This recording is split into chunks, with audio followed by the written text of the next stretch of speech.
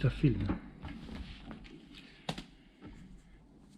Bonsoir mes frères et mes sœurs. Donc nous voilà pas en direct mais en rediffusé, donc ça sera diffusé après. Donc ici, donc pour la première fois, on est revenu à l'église dans le local, donc à Saint-Gilles, et pour commencer à reprendre les études, la nourriture spirituelle. Je voudrais prier avec vous, mes frères et mes sœurs. Seigneur, dans le nom puissant de Jésus-Christ, Seigneur, merci Seigneur pour nous avoir permis, Seigneur, d'être ici, Seigneur, dans ce local, dans ta maison, Seigneur, dans la maison, Seigneur, de l'Éternel, Seigneur, la maison, Seigneur, que tu nous as préparée, Seigneur, pour venir chercher, Seigneur, notre nourriture spirituelle, Seigneur, pour qu'on puisse, Seigneur, remplir, Seigneur, tout ce qu'on a besoin, Seigneur, pour notre vie de chrétien, Seigneur, la vie chrétienne, Seigneur. Seigneur, dans le nom puissant de Jésus-Christ, Seigneur, parle-nous, Seigneur, révèle-nous, Seigneur, ta volonté, Seigneur, mais aussi, Seigneur, ta parole, Seigneur, à travers, Seigneur, tes enseignements, Seigneur. Merci, Père, dans le nom puissant de Jésus-Christ, de bénir tous ceux, Seigneur, qui vont regarder et suivre, Seigneur. Bénis aussi, Seigneur, ceux qui sont présents ici, Seigneur. Père, dans le nom puissant de Jésus, Seigneur, je te demande, Seigneur, de mettre la parole, ta parole, Seigneur, sur mes lèvres, Seigneur. Que ce ne soit pas une parole humaine, Seigneur, mais une parole qui vient de l'Esprit de Dieu, Seigneur. Merci, Père, dans le nom puissant de Jésus, du Saint-Esprit. Amen. Et Amen. Donc, comme je vous avais déjà dit la semaine passée, qu'on allait reprendre les titres bibliques, ici, donc dans le local. Et donc, j'avais mis de côté, comme on était dans l'évangile de Luc, comme je vous avais déjà dit, Luc, qui sait encore qui était Luc, Glenda? Glenda, je peux voir. Tu sais qui était Luc? Luc était pas un témoin de Christ, il n'a pas connu le Seigneur réellement, et de deux, il n'était pas juif. C'est quelqu'un qui s'est converti et il a continué à travailler dans l'œuvre. C'est aussi le seul écrivain dans la Bible qui n'était pas juif. Donc c'est important de pouvoir s'identifier à travers de Luc. Je poserai quand même la question, qui a pu lire les 10 chapitres de Luc? Qui a pu lire, donc relire peut-être les 10 chapitres de Luc? J'avais préparé quelques versets. Je voudrais qu'on aille dans le... On va lire chapitre Luc, donc on va retourner un peu en arrière, parce qu'on arrive au chapitre 10, où le Seigneur va chercher les 70 disciples. Et je voudrais qu'on puisse lire ensemble de quelle façon que le Seigneur a choisi ses disciples, ses premiers 12 disciples. Luc 6, chapitre 6, versets 12 et 17. Amen. Je voudrais peut-être qu'on le lit en espagnol. Donc, Luc, chapitre 6, versets 12 à 17, mais peut-être en espagnol. 6, de 12 a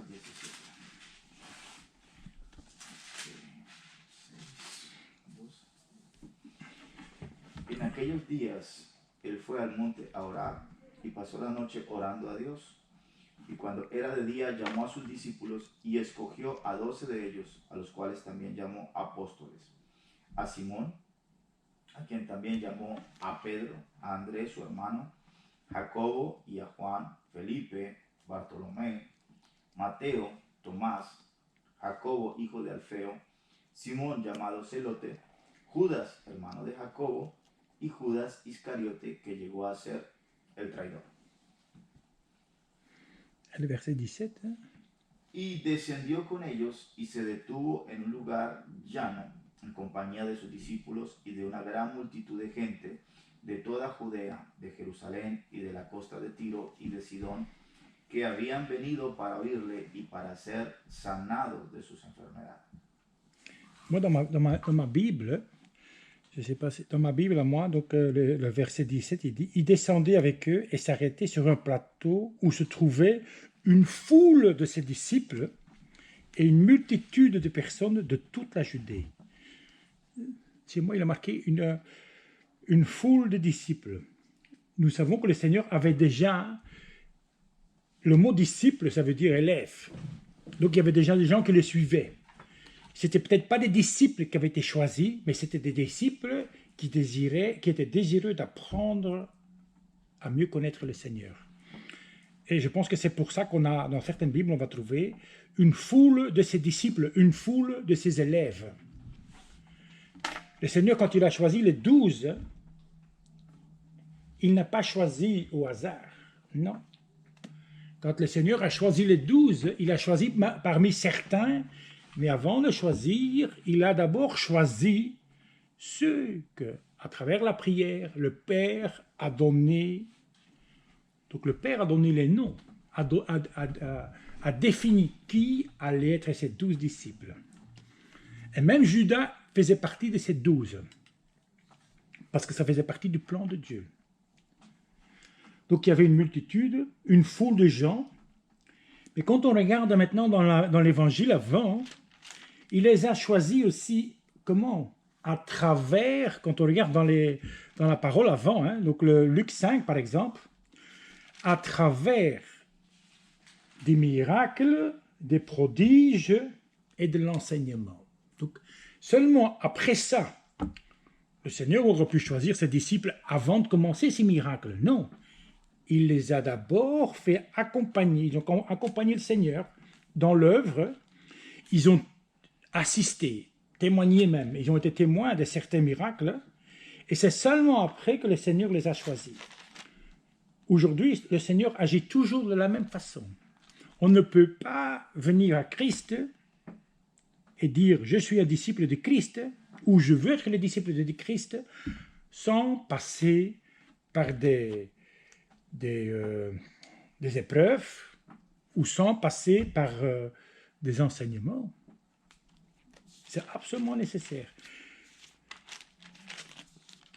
La mission des 70, donc le deuxième point que je voulais souligner, la mission des 70 disciples.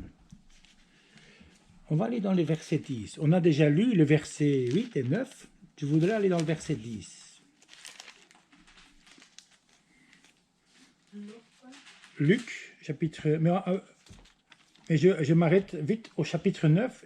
Luc, chapitre 9, de 1 à 11, le Seigneur, il envoie ses disciples à la mission. Donc de nouveau, il les a enseignés, il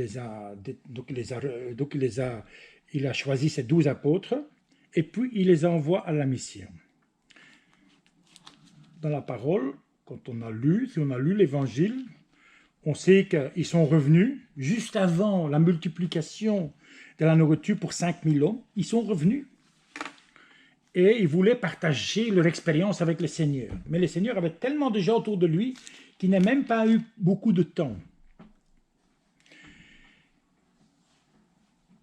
Mais ça nous a conduit jusqu'au chapitre 10. Et c'est là qu'on est arrêté. 10, chapitre 10. Mission des 70 disciples. 70 disciples. Et je voudrais qu'on puisse lire les premiers les 6 versets. Et peut-être en espagnol. Amén. Después de estas cosas designó el Señor también a otros 70, a quienes envió de dos en dos delante de él a toda ciudad y lugar a donde él había de ir. Y les decía, la mies a la verdad es mucha, mas los obreros pocos. Por tanto, rogad al Señor de la mies que envíe obreros a su mies. Y he aquí yo os envío como corderos en medio de lobos. No llevéis bolsa, ni alforja, ni calzado, y a nadie saludéis por el camino. En cualquier casa donde entréis, primeramente decid, paz sea a esta casa. Y si hubiera allí algún hijo de paz, vuestra paz reposará sobre él, y así no se volverá a vosotros. Amen. Ici, si on regarde le contexte, le Seigneur est après un temps, donc il y a eu la multiplication des les 5000 hommes avant qu'on mangeait, puis le Seigneur se déplace, puis il y a la guérison du démoniaque, et puis le Seigneur, il retourne en Samarie. donc de la Galilée en Jérusalem, à partir du verset 51. Et le Seigneur est accompagné des gens qui l'accompagnent. Une quantité de gens qui suivent le Seigneur. On sait que le Seigneur, chaque fois quand il s'est déplacé, il y avait minimum 500 personnes, à plusieurs milliers de personnes qui l'accompagnaient. Ici, le Seigneur choisit 70 autres disciples. J'ai fait faire un travail un peu à mon fils. Il y a 2 feuilles. C'était pour les 12, mais après il n'y avait plus d'encre. Le Seigneur choisit 12 disciples. Ce n'est pas parce qu'il n'y en avait que 12, hein. Non. Le Seigneur, il a choisi 12 disciples, hein, parce que Dieu a donné 12 disciples. Pour le premier choix des disciples, il y a aussi une autre explication. 12 disciples représentent aussi les 12 tribus. C'est important de souligner ça. Les 70 ont d'autres significations aussi. Mais il faut se dire que quand le Seigneur choisit les 70, il ne les a pas choisis au fil d'homme, non. Le Seigneur a eu la révélation qui était prête pour cette mission. Le Seigneur les a envoyés 2 à 2. On a dit disciples. Moi, ce que je voulais souligner aussi, on sait que la parole a toujours mentionné dans la Bible la quantité des hommes, jamais la quantité des femmes. Quand il y avait la multiplication des pains, on dit 5 000 hommes ont eu plus, on sait qu'il y avait des enfants et il y avait aussi des femmes. Dans les disciples, moi j'en suis certain qu'il y avait des femmes dedans. Il y a des femmes qui ont été choisies parmi les disciples. Certains vont dire non.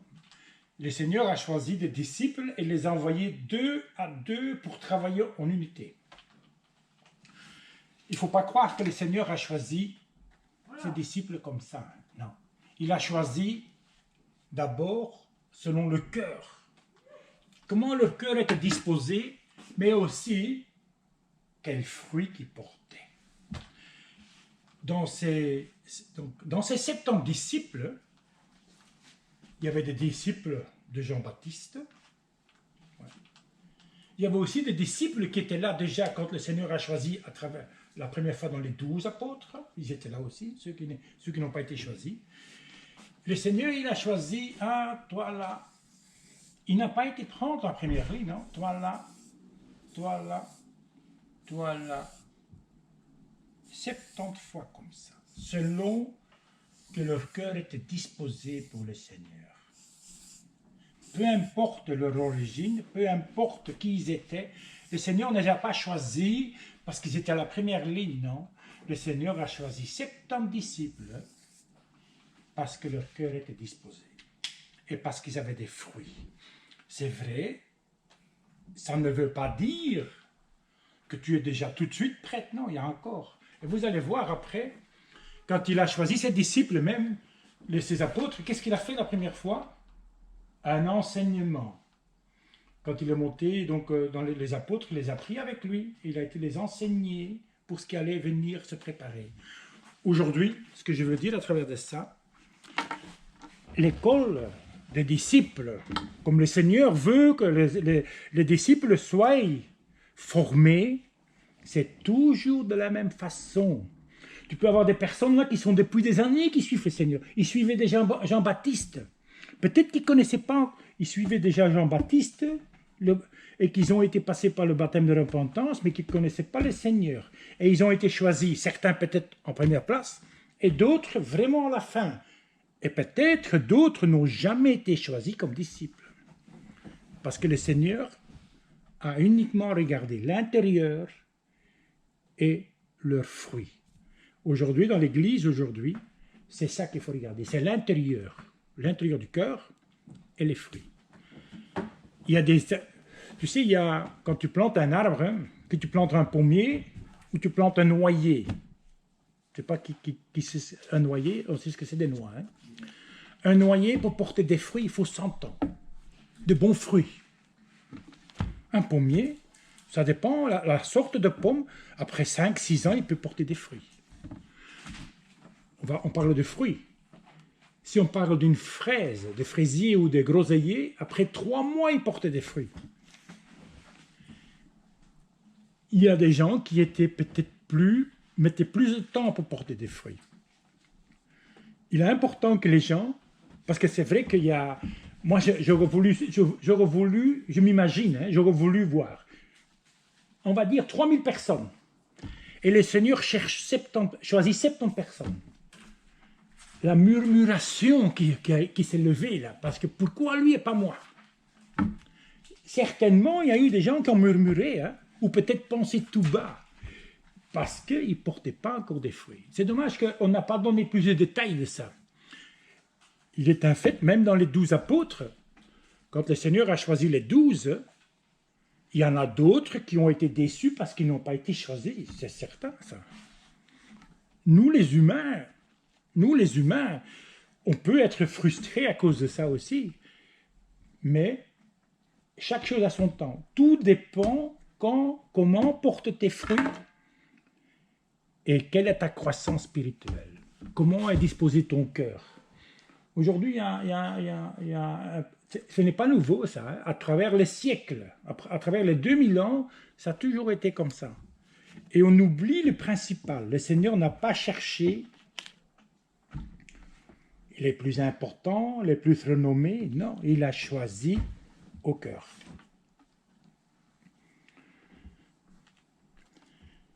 Après, le Seigneur, je voulais dire ici 17, verset 17. Je voudrais qu'on lit un peu le verset Luc 10, 17.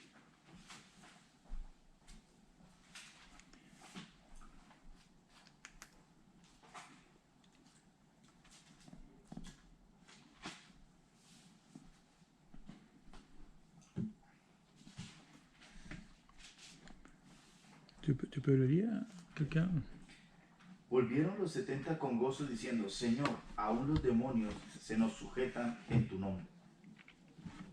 Vous vous rappelez dans l'étude biblique que les 12 apôtres avaient du mal à chasser des démons au début.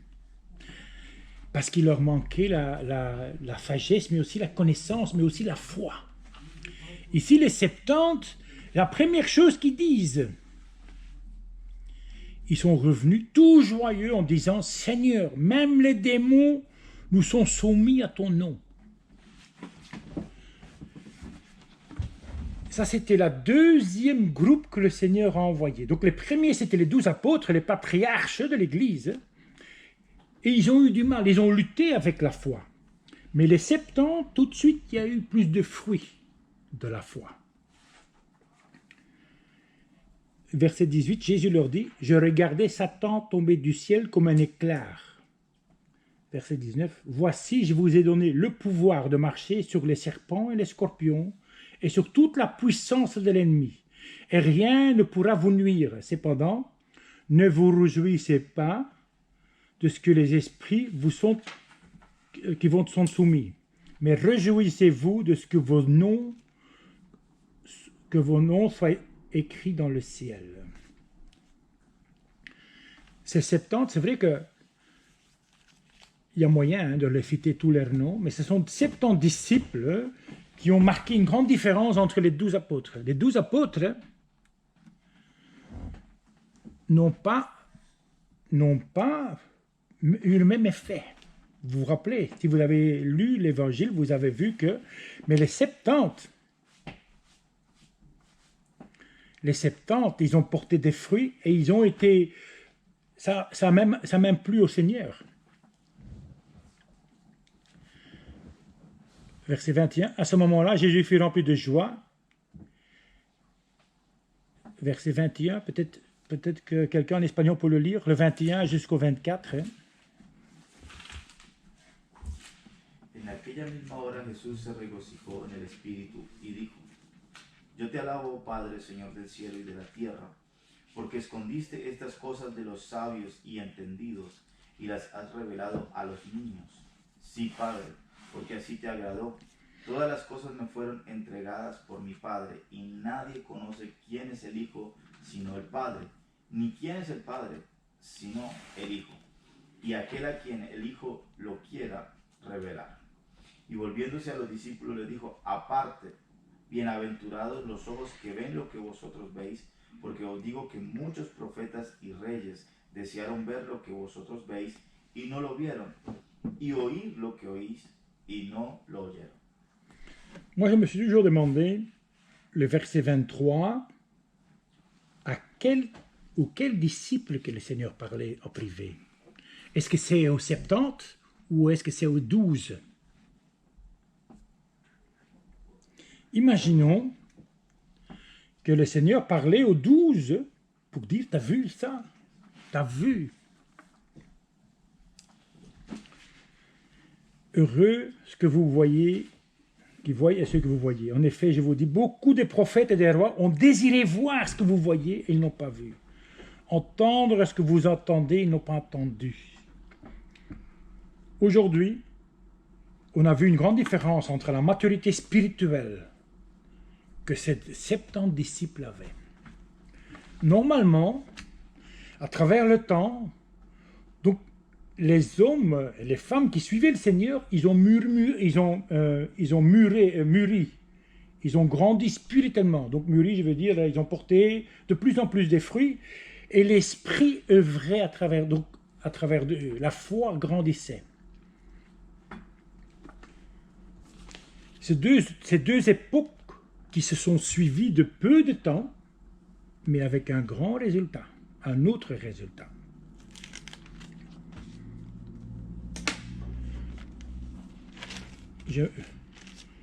Comme on a parlé des disciples et des fruits, je voudrais vous ramener dans le Luc chapitre 14.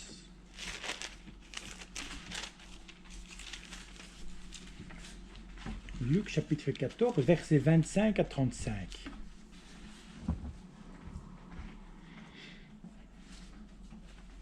Je ne sais pas si on a un titre sur quelqu'un, un titre sur sa Bible. Conditions pour être disciple. En français ou en espagnol? Et en espagnol, quelqu'un a un titre? 14, à partir du verset 20, non, 14, 25. Lo que cuesta seguir a Cristo.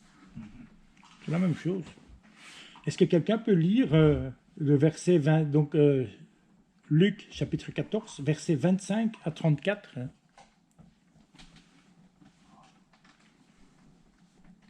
Quelqu'un peut le lire?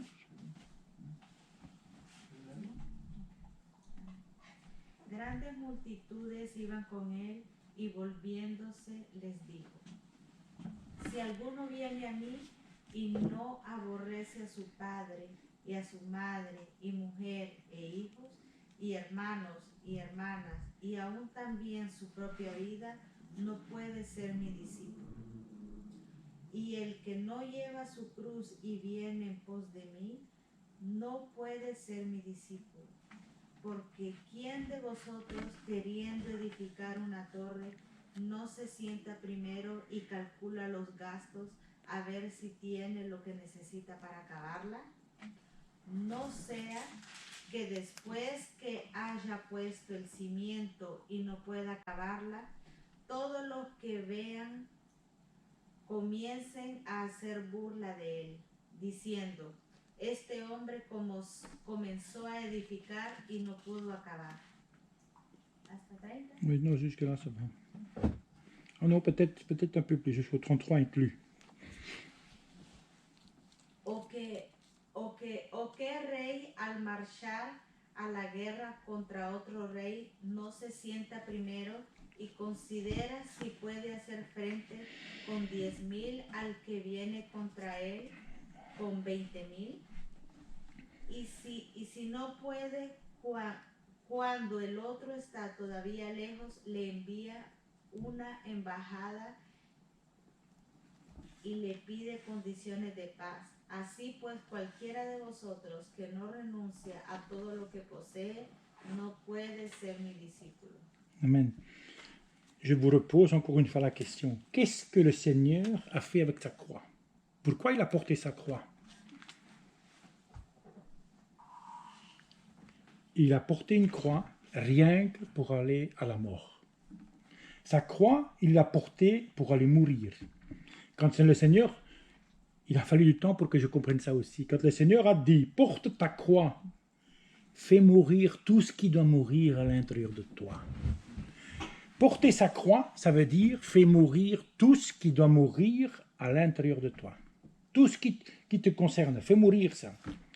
Et c'est là que le Seigneur, ça lui est agréable, les gens qui portent leur croix, qui font mourir tout ce qui leur éloigne du royaume de Dieu, tout ce qui les empêche à être un disciple. Parce que si tu fais mourir les choses, donc si tu fais mourir le vieil homme, tu es en train de te rendre agréable aux yeux du Seigneur. Si on ne veut pas mourir, on ne peut pas être le disciple de Christ. Aujourd'hui, c'est vrai que le disciple, c'est le Seigneur. Ce ne sont pas les hommes qui choisissent le disciple. Ils pourraient, mais ce n'est pas les hommes qui choisissent les disciples. Si c'est l'homme qui choisit, il le choisit à travers de la chair. Le Seigneur, il va montrer les fruits. Et si le Seigneur montre les fruits, il va, que toi tu ne sais peut-être pas, mais ceux qui sont les vrais disciples, le Seigneur va les publiquement, il va leur montrer, il va les rendre. On ne devient pas un disciple caché, en discret, non. Le Seigneur, il va te montrer, il va se présenter, voilà ce qui est agréable, comme il l'a fait avec les 70, regarde. Quand il lui a dit à ses disciples, regarde, est-ce que c'est pas beau ça? Vous n'avez pu voir ça? Le Seigneur, il porte un regard agréable sur les gens qui meurent, qui laissent mourir les choses. Aujourd'hui, on veut être des disciples, mais on ne veut pas mourir. On ne veut pas mourir. Non, rien ne doit mourir dans moi. Pourquoi ça devrait faire mourir? Les autres n'ont qu'à s'adapter à moi. Non. Il n'est pas normal. Ici, le Seigneur, il dit clairement, et on trouve ça aussi dans Matthieu 10, Marc 9, les conditions pour être un disciple, c'est de porter sa croix pour faire mourir tout ce qui est de superflu dans ta vie. Et le Seigneur, il dit aussi, beaucoup sont appelés, donc il manque des ouvriers, mais il y a beaucoup de travail, mais peu d'ouvriers, des véritables ouvriers. Des gens qui veulent travailler, oui, il y en a, mais des véritables ouvriers, il n'y en a pas beaucoup. Le verset 33 est important. Ainsi donc, aucun de vous, à moins de renoncer à tout ce qui possède, ne peut être mon disciple. Ici, le Seigneur fait allusion à tout ce qui t'attache dans le monde. Tout ce qui t'attache dans le monde ne peut pas être mon disciple. Je voudrais vous amener Luc 12, 15. Luc 12, 15, une fois. Attends, là, j'ai dit, ouais, Luc 12, 15. Le verset, donc chapitre 12, verset 15.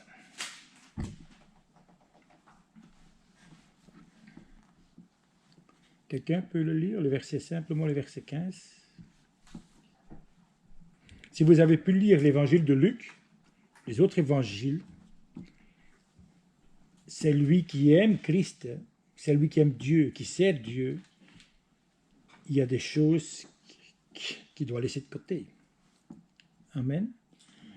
Je vais les lire. Donc, verset 15. Puis il leur dit, gardez-vous avec soin de toute soif de posséder, car la vie d'un homme ne dépend pas de ses biens, même si il est dans l'abondance. C'est pas parce que on a été autrement. Une fois que le Seigneur t'appelle à... Donc, une fois que tu deviens disciple, attention, Matthieu 28, qu'est-ce que le Seigneur dit?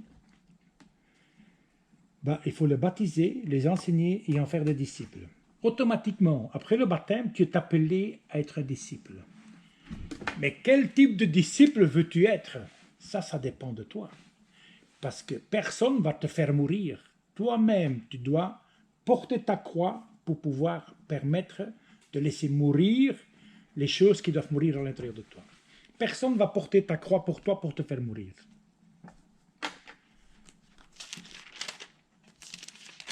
Avec ce temps qui arrive pour le moment, j'avais encore un chapitre ici que je voulais partager. Appel à la vigilance. Avec tout ce qui est en train de se mettre en place, je ne sais pas quelle heure qu'il est.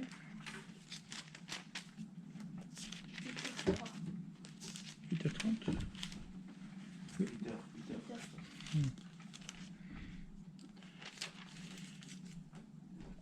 Appel à être prête. On doit être prête comme si le Seigneur viendra chercher son Église demain.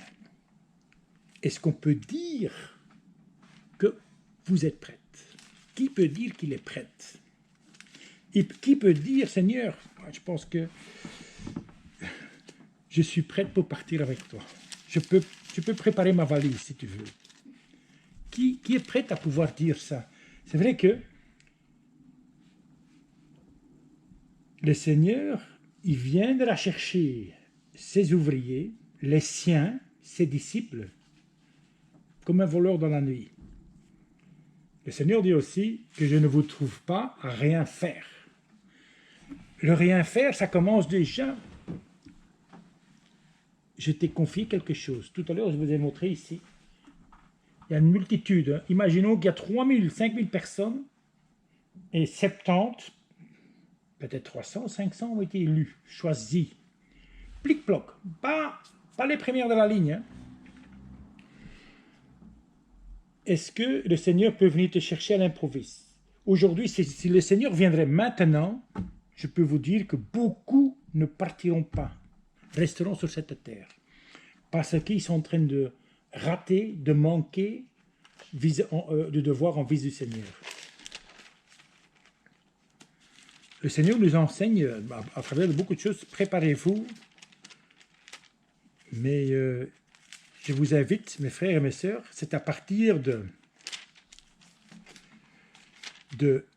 donc ici on est au 11, à partir de la semaine prochaine, de préparer l'étude et de lire ensemble, qu'on puisse étudier ensemble donc le reste de l'évangile de Luc, à partir du chapitre donc 11 jusqu'à la fin. Si on va dans l'évangile de Luc 12, donc chapitre 12, verset 35,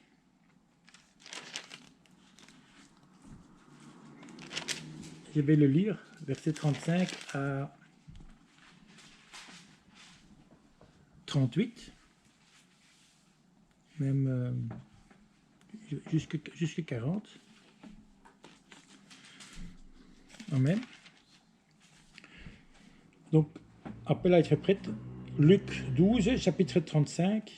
Mettez une ceinture à votre taille et tenez vos lampes allumées. Verset 36. Soyez comme les hommes qui attendent que leur maître revienne de noces, afin de lui ouvrir dès qu'il arrive et qu'il frappe à la porte. Verset 37. Heureux ces serviteurs que le maître à son arrivée trouvera éveillés. Je vous le dis en vérité, il mettra sa ceinture, le ferait prendre place à table et s'approchera pour les servir. Verset 38. Qu'il arrive au milieu ou vers la fin de la nuit, heureux sont ses serviteurs s'ils les trouvent éveillés.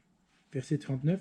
Vous le savez bien, si le maître de la maison connaissait l'heure à laquelle le voleur doit venir, il resterait éveillé et ne laisserait pas percer les murs de sa maison. Verset 40. Vous donc aussi, tenez-vous prêtes, car le Fils de l'homme viendra à l'heure où vous y penserez pas. Vous connaissez la parabole avec les 10 vierges. 5. Donc il y avait 5 folles et 5 sages. Les sages avaient de l'onction et de l'huile. Et ils avaient pris de la réserve. Ils avaient de la réserve. Les 5 folles, eux, sont partis sans être préparés. Ils n'étaient pas préparés. Et une fois que la nuit avança, leurs lampes se sont éteintes. Et quand c'est le moment qu'est venu que le Seigneur s'est présenté, Les autres ont allumé leur lampe parce qu'il restait de l'huile, et les autres, ils n'avaient plus rien. Les 5 sages sont rentrés avec le Seigneur, et les 5 autres ne sont pas rentrés.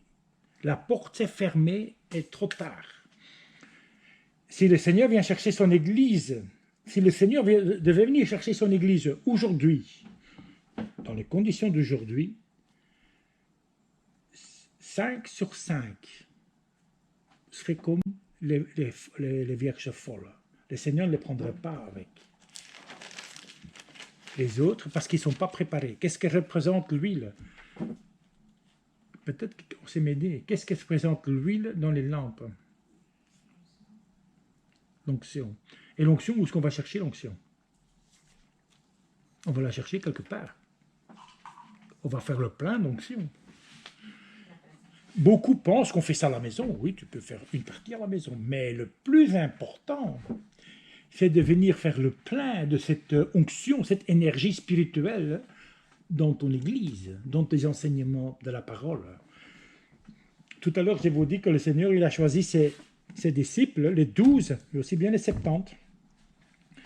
Pas comme ça, en arrivant quelque part, non. Il a d'abord fallu montrer clairement des épreuves, des miracles, mais aussi un enseignement. Et c'est là qu'ils étaient remplis. Regardez un peu les 70, ils étaient, je ne vais pas dire pas plus parfaits, mais donc ils ont eu beaucoup plus de résultats que les 12 la première fois qu'ils ont été envoyés, parce qu'ils avaient plus d'onction. Ils sont partis remplis d'onction. Aujourd'hui, je voulais être brève pour vous animer tout doucement à mes frères et mes sœurs à venir suivre les études bibliques. Jean, chapitre 6. Je voudrais terminer là-dessus. Jean 6.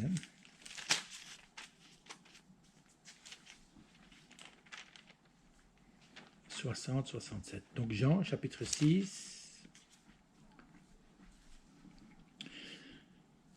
C'est vrai que les enseignements du Seigneur, ce n'était pas toujours facile. Et regardez un peu après les enseignements, ce que les disciples en général qui disaient. Donc Jean, chapitre 6, verset 60. Après avoir entendu, beaucoup de ses disciples disent: cette parole est dure, qui peut l'écouter? Verset 61. Jésus savait en lui-même que ses disciples murmuraient à ce sujet. Il leur dit: cela vous scandalise? Verset 62. Si vous voyez le Fils de l'homme monter là où il était auparavant, verset 63, c'est l'Esprit qui fait vivre l'homme. Si l'Esprit qui fait vivre l'homme n'arrive à rien, les paroles que je vous dis sont esprit et vie. Verset 64. Mais il y a parmi vous quelques-uns qui ne croient pas. En effet, Jésus savait dès le début qui étaient ceux qui ne croyaient pas et qui était celui qui le trahirait. Verset 65, il ajoutait: voilà pourquoi je vous ai dit que personne ne peut venir à moi, à moins que celui-là lui soit donné par mon Père. Verset 66. Dès ce moment, beaucoup de ses disciples se retirent et arrêtent de marcher avec Jésus. Verset 67.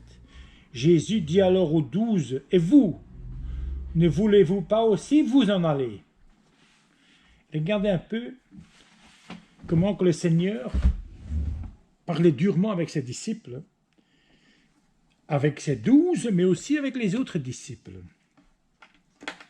Parce que le Seigneur, ici, quand il a prêché la parole, quand il a parlé la parole de vérité, l'évangile de vérité, verset 60, beaucoup n'ont pas supporté la parole.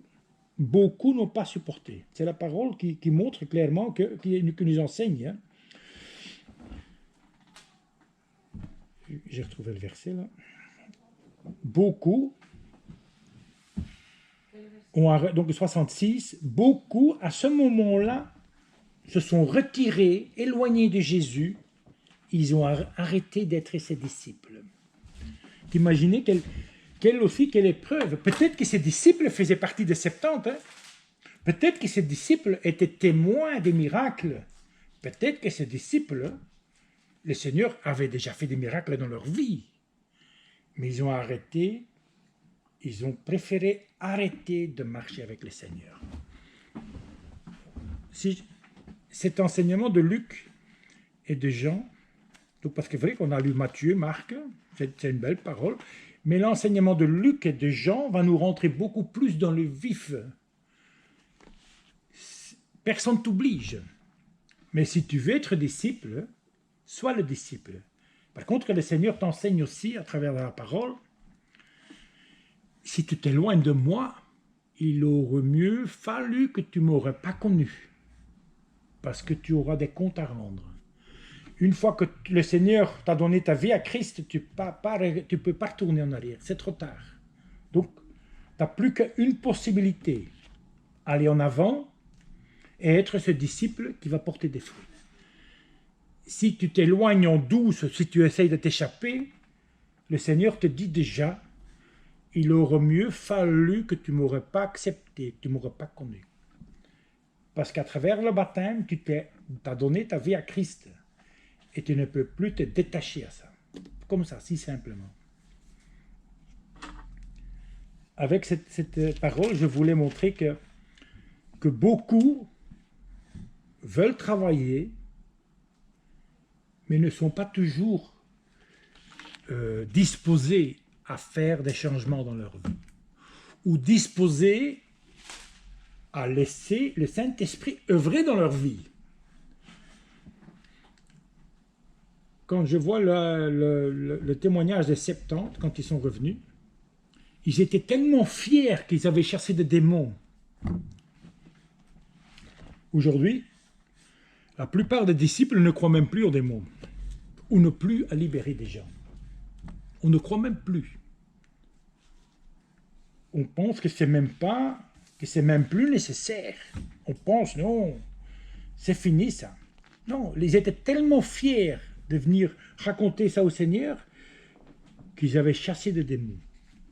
Aujourd'hui, mes frères et mes sœurs, dans l'enseignement de Christ, il est important de ne pas laisser les choses de côté de l'enseignement. Même si ça ne te plaît pas, analyse, regarde. Le Seigneur nous a montré l'enseignement pour les 12 et pour les 70. Cet enseignement pour les 12, mais aussi pour les 70, ça doit nous parler à nous, ça. Ça doit être quelque chose qui doit être œuvré dans notre vie, ça. Ouvre ton cœur, laisse œuvrer le Saint-Esprit dans ta vie. Laisse que Dieu œuvre dans ta vie. Nettoie, même au Karcher, façon de parler, gros nettoyage. Parce que souvent, on a des choses qu'on s'y accroche. C'est vrai que ça coûte, hein, ça coûte. Moi, j'avais cru qu'à travers l'épidémie, que l'Église aurait été changée d'altitude. Moi, j'aurais espéré, peut-être, mais je pense que c'est moi qui ai espéré ça. C'est ma chair peut-être qui a espéré ça. Mais moi, j'ai vu aussi, et je constate aussi que, je ne vais pas dire que l'apostasie s'est installée, mais l'Église, elle refroidit. Beaucoup ont perdu l'évangile de vérité, ils se sont refroidis, ils se sont renfermés sur eux, quoi. Mes frères et mes sœurs, si demain, aujourd'hui, allez-y encore, faites le plein d'esprit à l'Église, d'onction à l'Église, parce que peut-être qu'il viendra des temps, plus vite qu'on le pense, qu'on pourra peut-être plus aller à l'Église. Et où est-ce que tu irais chercher ton onction? Où est-ce que tu irais chercher l'huile, la sainteté que tu as besoin?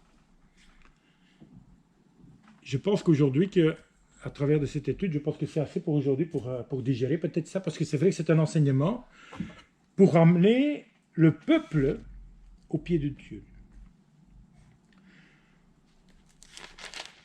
On sait que il n'est jamais trop tard, hein?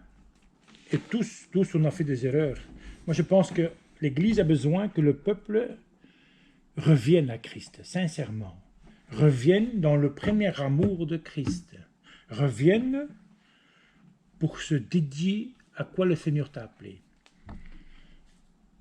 Avec ça, je voudrais terminer. Je voudrais vous inviter aussi, mes frères et mes sœurs, à lire l'évangile de Luc, donc à partir du chapitre 11 jusqu'à la fin, parce que la semaine prochaine, je voudrais le lire. Il est un fait que je voudrais le faire en survol. C'est vrai qu'il y a beaucoup de la parole du Seigneur qui a été révélée à travers de l'évangile de Luc. Mais ce serait bien de pouvoir s'arrêter. Si vous avez des questions, c'est de les noter et en parler. Si vous avez des doutes, prenez note et on parle.